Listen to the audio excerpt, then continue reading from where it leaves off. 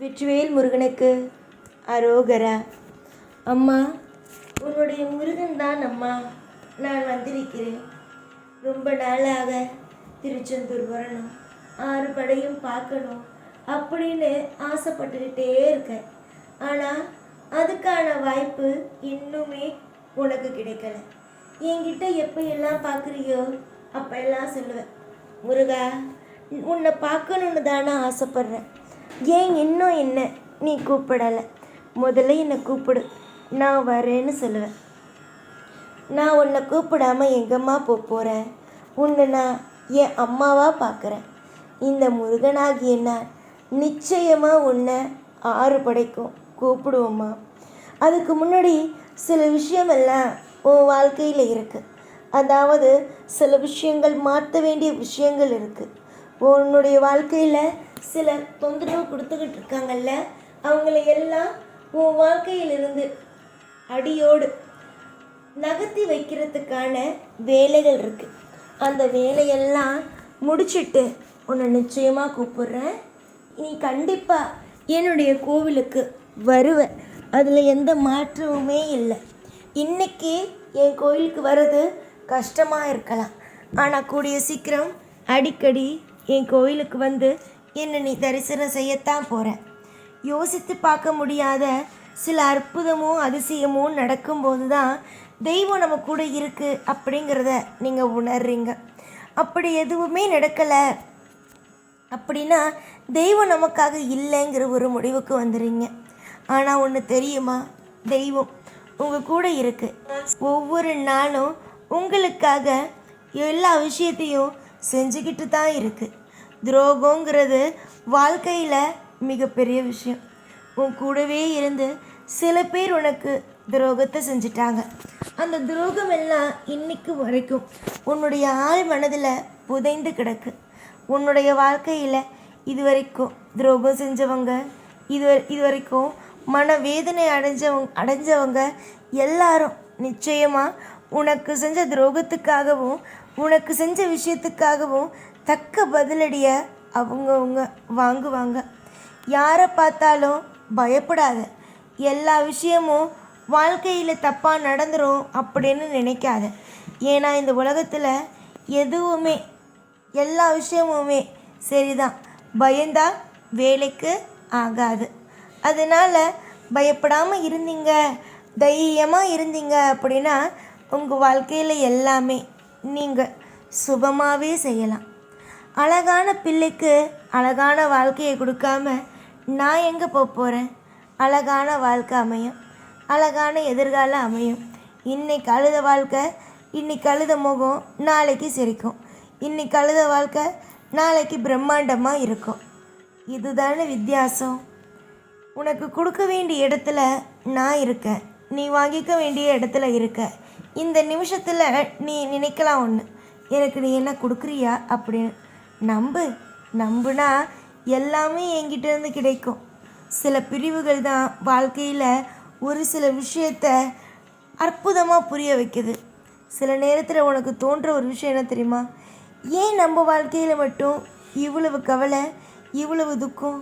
நம்ம வாழ்க்கையில் நம்ம சந்தோஷமாக இருக்கணும்னு நினச்சாலும் ஏன் தெய்வம் விடுறதில்ல அப்படின்னு. அம்மா, வாழ்க்கையில் சில விஷயத்த உனக்கு எதிராக நான் பண்ணுறேன் அப்படின்னா ஒன்று நல்லா தெரிஞ்சுக்கணும். நான் எதிராக பண்ணுறேன் அப்படிங்கும்போது அந்த வாழ்க்கையில் ஏதோ ஒரு மாற்றம் கிடைக்க போகுதுன்னு அர்த்தம். சாமானியமாக ஒருத்தவனுடைய வாழ்க்கையில் ஒரு விஷயத்த நான் செய்ய மாட்டேன். அப்படியே ஒரு விஷயத்த உனக்கு அழுகையை கொடுக்குறேனோ கவலையை கொடுக்குறேனோ, அப்படி கொடுக்கும்போது ஏதோ ஒரு நல்லது உன் வாழ்க்கையில் நடக்க போகுது. உனக்கு சீரும் சிறப்புமாக ஒரு வாழ்க்கை அமைய போகுதுன்னு நீ முடிவு பண்ணிக்க வேண்டியது தான்.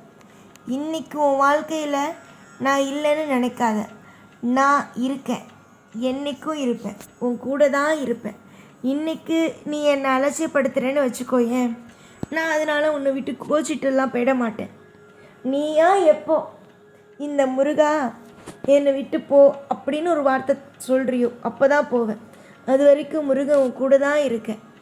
இந்த முருகனை எப்பயுமே அப்படி சொல்ல மாட்டேல்ல, முருகா வா அப்படி தானே சொல்லுவேன். ஏன்னா உன்னை பற்றி எனக்கு எல்லாம் தெரியும். நீ யாருடைய மனசையும் கஷ்டப்படுத்த மாட்ட, யாருடைய மனசையும் கவலைப்படுத்த மாட்டேன்னு எனக்கு தெரியும். நான் உன்னுடைய அப்பா ஆயிடுச்சே, உன்னுடைய பிள்ளை ஆயிற்றே, எனக்கு எல்லாமே தெரியுமே. கந்தன் இருக்க பயம் எதற்கு? இதுவரைக்கும் வாழ்க்கையில் இருக்கிற அத்தனை விதமான கஷ்டங்களும் நீங்காமல் இருந்துச்சு. ஆனால் இனி வரும் காலத்தில் உனக்கு உன் குடும்பத்துக்கு எல்லாமே கஷ்டம் அத்தனையும் நீங்கி ஒரு மிகப்பெரிய ஒரு சுவாரஸ்யமான விஷயத்தை பார்க்க போகிறீங்க. நான் உங்களுக்காகத்தான் இவ்வளவு தூரமும் பேசுகிறேன்.